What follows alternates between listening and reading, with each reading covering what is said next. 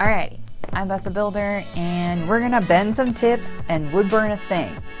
So, I've chopped up a bunch of pallet wood. That's what I built my knick-knack shelf from. And I've glued two pieces together that are about 5 inches, and I'm going to wood burn kind of a shaded out Dale Gribble because, I don't know, I watched a bunch of Hank Hill and Dale Gribble is just like really speaking to me. So, I've talked about that I got this Nichrome, oh man, you can't see that at all, 18 gauge wire, and I've done a little bit of experimenting with bending my own tips. I've also hammered a couple into shading tips, which is really, really useful. Oh God. So I have done a little bit of bending some tips. I did these big old named signs, which you can see a picture of one on my Etsy store because I figured I'd add that as like a thing I'll do. I'll do like custom name signs because like people were like over the moon about the ones I did for this person I know. And so you can see that there. I also have the full video of it on my Patreon if you would like to support me that way. So, boy, that was such a like organic plug I just did. You wouldn't even know that I'm plugging ways to support me, but you would because I'm telling you to go support me. Anyway, so I did hammer out some tips to do that because it was mostly shading and it worked really, really well. I was really happy with it. So let me show you what we got here. Thing to wood burn, wood burner. Okay, let's bring this over. Wire.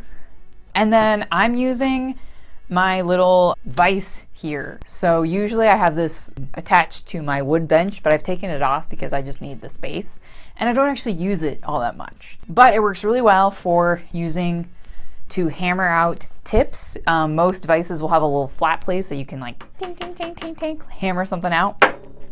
It also will help you bend tips. I've also used like a pencil, really anything that's like a pretty decent shape to get tips bent. So I used a pencil to bend this guy. Perfect. And then to hold the wire and stuff like that and to cut it, I'm using my needle nose pliers, which also will have a little wire cutter in them. So they're kind of a pretty good universal thing to have across the board. I use my needle nose pliers more often than I use regular pliers because they are just so much better.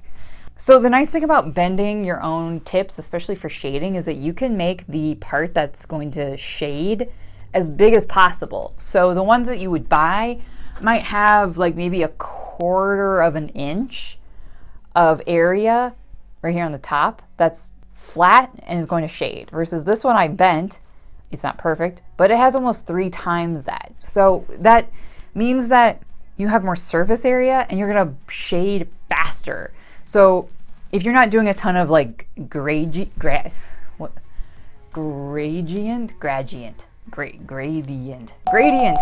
it is. What's wrong with me?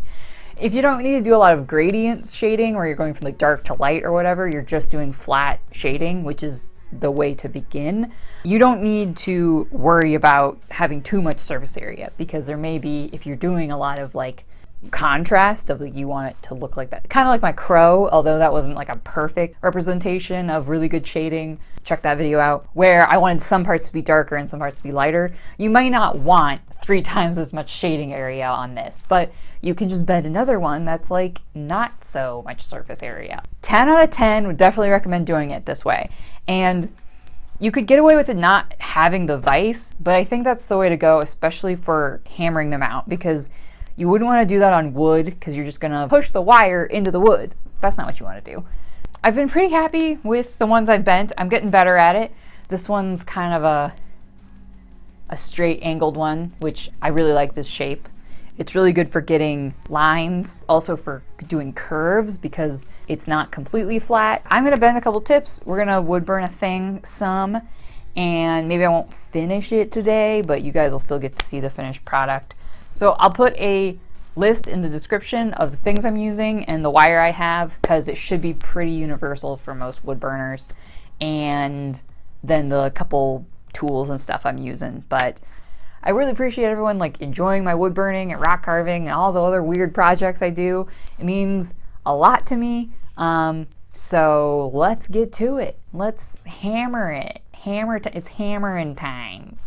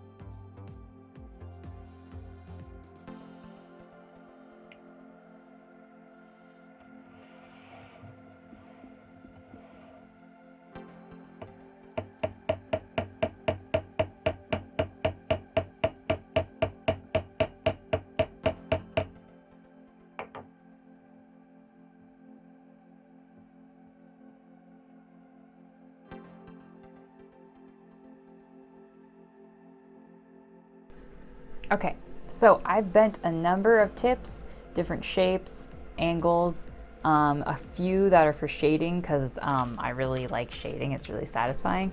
But a few tips for bending tips. Oh my god, what a great pun, or whatever. So a few things to be aware of, especially with the tips you're gonna use for shading, but really any of them.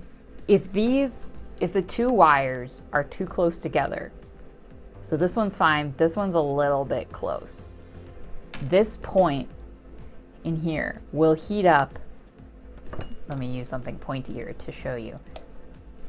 This point in here, right here, through here, where it's really, really close together, will heat up more than anywhere else on the tip. And you'll see that in a color difference of how hot it gets if you really crank up your wood burner.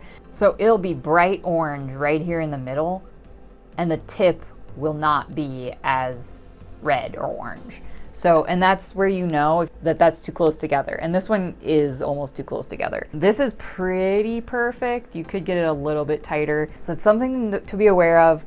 Your tips that you're bending at home will never look like the ones that you'd see on Amazon or with your wood burner. So, because they're being bent by machines, okay? Someone's not hand bending them. You want these ends to be as even as possible. You don't want one to be longer because one will come in more into contact with the heating element, the little rod inside there, than the other, and you'll get it'll like spark, it'll be weird. So you want to make sure those are pretty dang even. Again, needle nose pliers have a little wire cutter in there, right here. This is a wire cutter. So, and this wire is not that hard, it's pretty soft, so they do just fine. Did break out my other pliers so that I can hold it and bend it at the same time, and I'm not having to like try and hold it with my fingers because that can just get tiresome. If you're bending one of your tips and you bend it incorrectly, the middle part of your needle nose pliers should be flat. You can see that. This is rough up here. You don't really want to use that part quite so much unless you're just barely gripping it. You want to use this flat part. They make pliers that are completely flat. They're like electrician's pliers or whatever, because you don't want to be gripping wires with this corrugated rough teeth here in the middle. You really only want to be gripping them with like a flat thing. These are just standard, like they have both, and then the wire cutter. I've also been using my, I'll just do a little one quick, because you can never, now with 50 feet of this shit, you can never have too many tips. Okay, so watch. You can do this. Okay, so you can see my wire. It's right here. And then you can take a hammer, or you can just do it with your, you can do that. And then you have a really, really square little tip there. This is not the way that a vise was meant to be used. So that's obviously too short, but I can fix that by doing this. You take that middle part of your pliers and you just start to like bend it back. It won't be perfect, but you can get it to be straight again. So if you make a mistake like that, especially early on when you're bending new tips, it's not a big deal because they're your tips. You can do whatever the heck you want with them.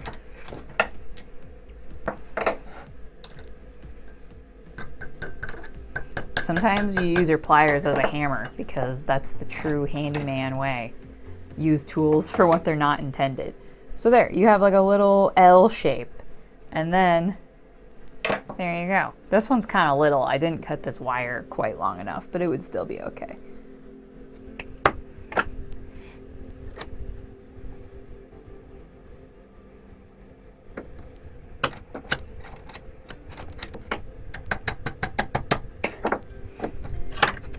You don't probably need to grip it that hard, honestly, because it's not like it's going anywhere.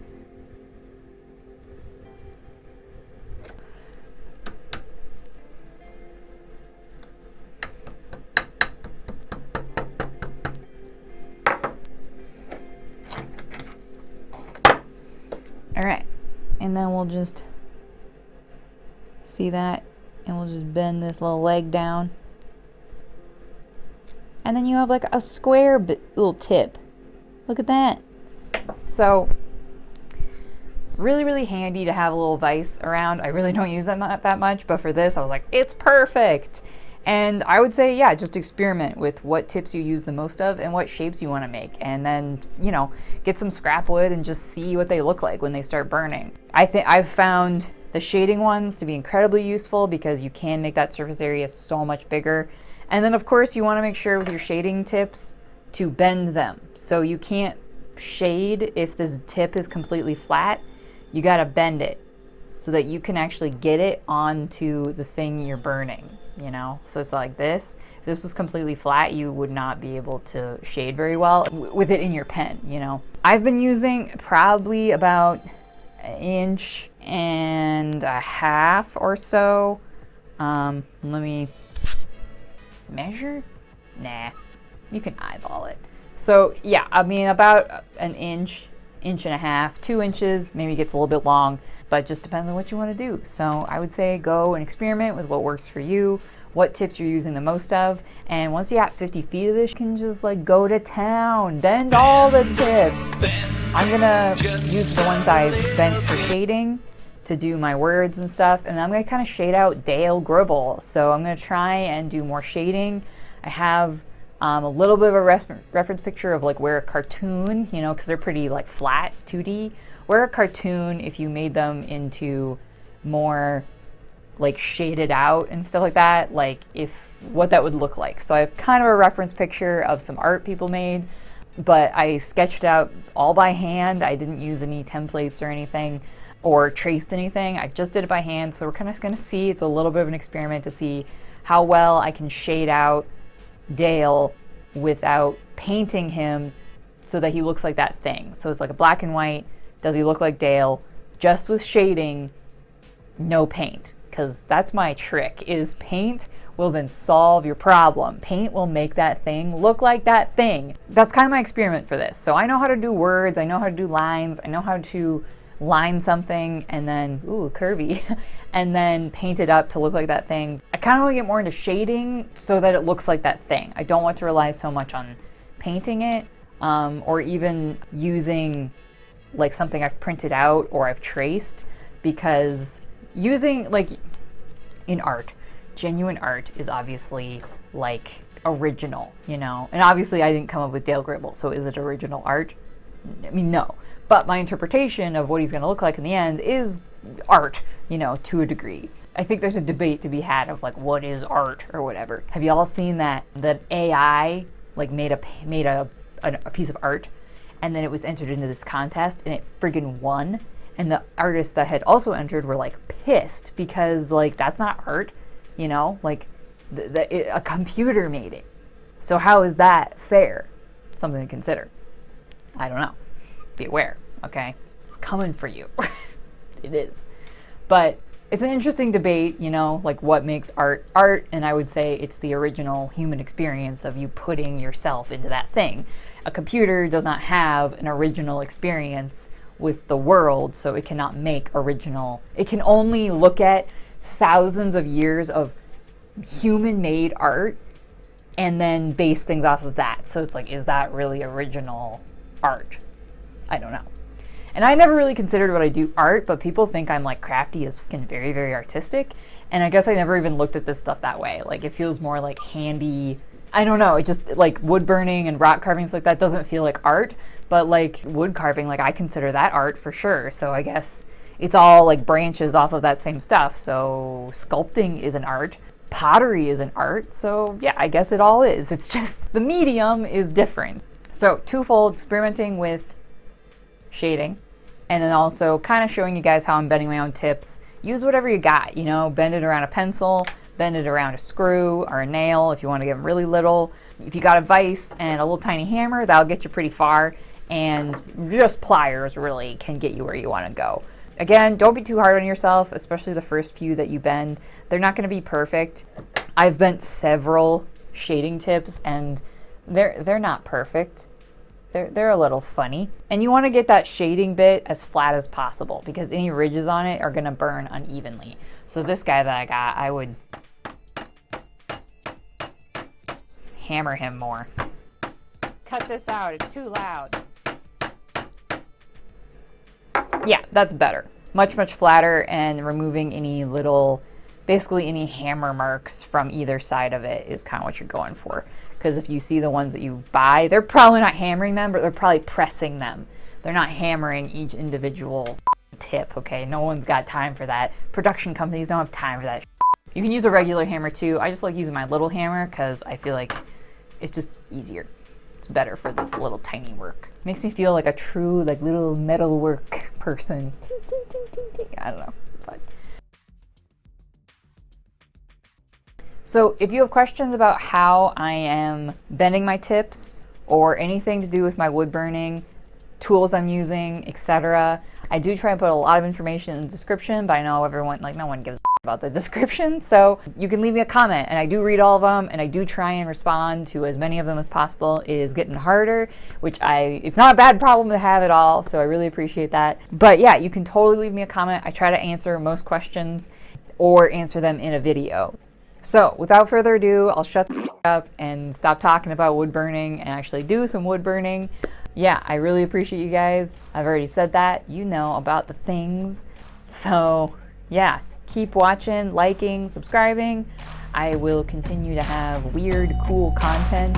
And yeah, 2023, rock and roll.